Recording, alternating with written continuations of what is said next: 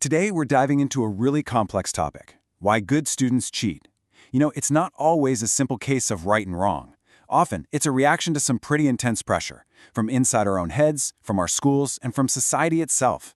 We're going to unpack the problem, get into the real reasons behind it, and most importantly, talk about what we can actually do about it. So let's get right into it. So let's start with the big question here. What really pushes a good student, someone who knows better, to cheat?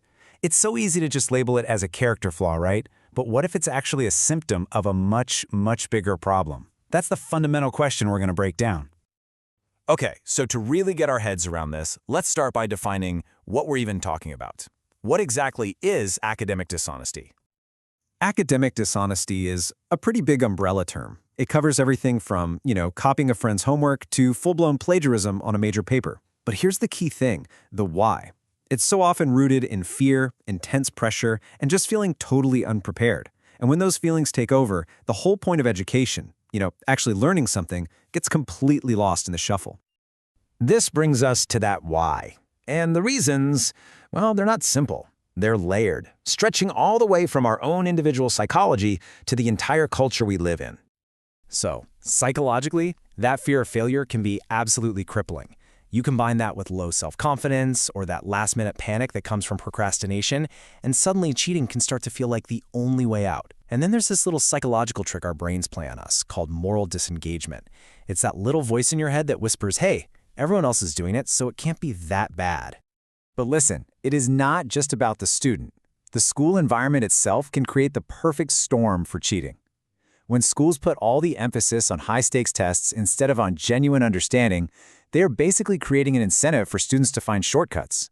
And of course, things like weak supervision or the fact that AI tools are everywhere now just make it that much easier.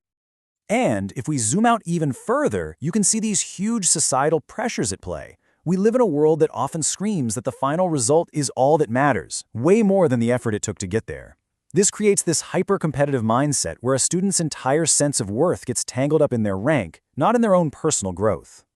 And if you think this is a minor issue, get this. A report from the International Center for Academic Integrity found that a staggering 42% of high school students admitted to cheating in some way during an exam. 42%. That number just shows you how widespread and intense this pressure really is, and how often it pushes people to bend the rules. So, to really understand the immense power of peer pressure, it's helpful to look at the work of a psychologist named Lawrence Kohlberg. He found that a lot of teenagers are at what he called the conventional stage of moral development. Think of it like this. Their moral compass isn't really guided by a strong internal sense of right and wrong just yet. Instead, it's mostly guided by what will my friends think. So, if the group decides that cheating is fine, it is incredibly difficult to be the one person who stands up and says no.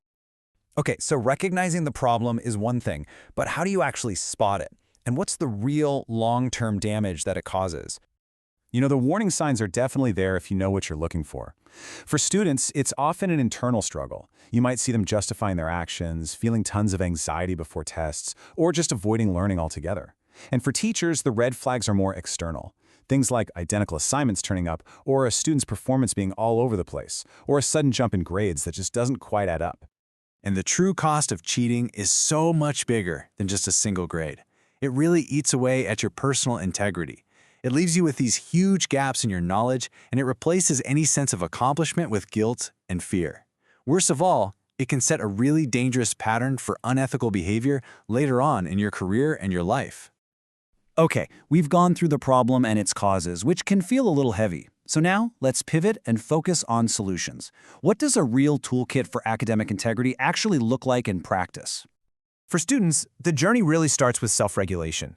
This means consciously shifting your focus away from just getting good marks and on to actually mastering the material. It's about managing your time so you're not in a last-minute panic. And crucially, it's about building the academic confidence to ask for help when you need it, instead of looking for a shortcut. It's all about building habits that make cheating feel totally unnecessary. Of course, schools have a massive role to play here. They could actively create an ethical culture by weaving discussions about ethics right into the curriculum. They can use fair assessment methods and focus more on projects than just rote memorization, which makes cheating a lot harder. And a big one, they can start rewarding honest effort, not just the final grade. And, so much of this starts at home. Parents can make a huge difference by taking the pressure off of grades and celebrating curiosity and effort instead. Having open, honest conversations about ethics, modeling integrity in your own life, and just providing a safe space for your kid to be disappointed or to fail, those things are incredibly powerful for building character. Here's a great way to remember these core values: the Integrity Compass. It's built on 4 simple but powerful principles: truth, effort, fairness, and responsibility. This isn't just some abstract theory, it's a really practical guide for making honest choices day in and day out.